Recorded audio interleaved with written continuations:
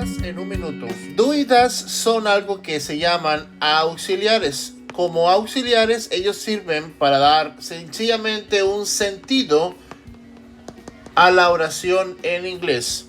¿Qué tipo de sentido nos va a dar? Primero de ellos, un sentido de pregunta. Y el segundo, un sentido de oración negativa. ¿Listo?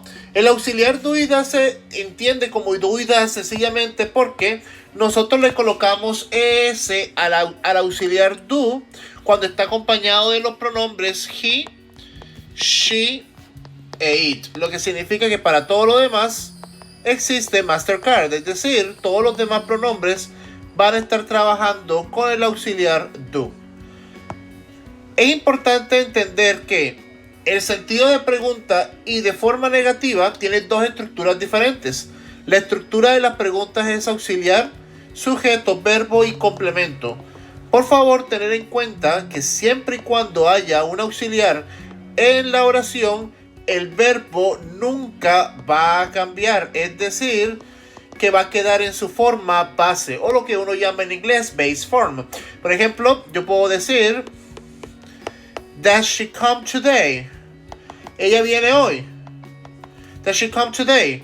No voy a decir Does she comes today. Eso sería un error porque ya el auxiliar does tiene la alteración de la tercera persona. Si por ejemplo tenemos nosotros una pregunta con we, do we have to go? Tenemos que ir. Do we have to go?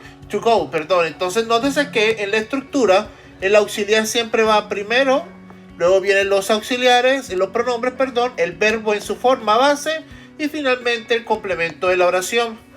Profe, ¿y qué pasa cuando tenemos, por ejemplo, una palabra W? Hombre, muy sencillo. Si tienes una palabra W, la palabra W va a ir antes del auxiliar. ¿Listo? Por ejemplo, la pregunta What do you do? ¿Qué haces? ¿Ya?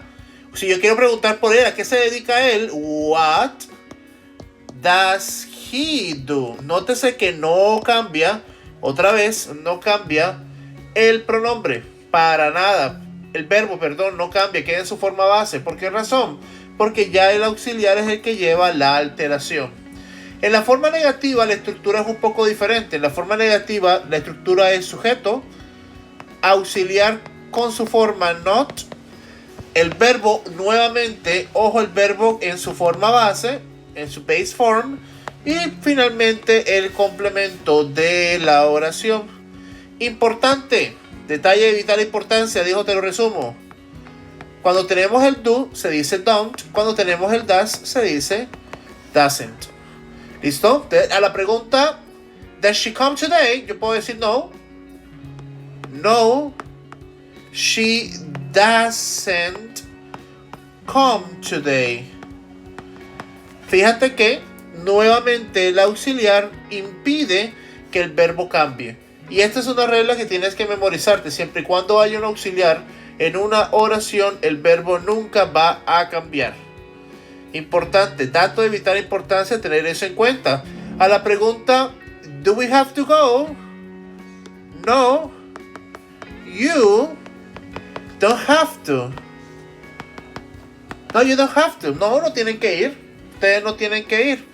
Profe, y esa pregunta de what do you do y what does she do o what does he do, ¿se le puede responder de forma negativa? Negativo, no se puede. ¿Por qué razón?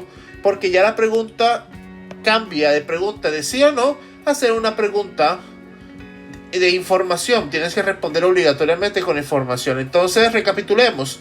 El auxiliar do y does se utiliza en el presente simple para darle un sentido de pregunta o un sentido negativo a la oración.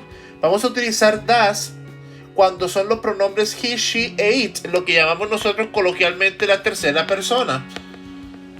Y con el resto de los pronombres, es decir, I, you, we y they, vamos a utilizar do. La estructura para las preguntas es auxiliar, sujeto, verbo y complemento.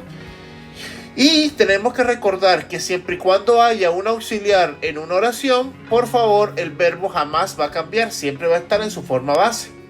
En la forma negativa, la respuesta siempre comienza con no y La estructura es sujeto, el auxiliar negativo, que si es do sería don't, si es does sería doesn't.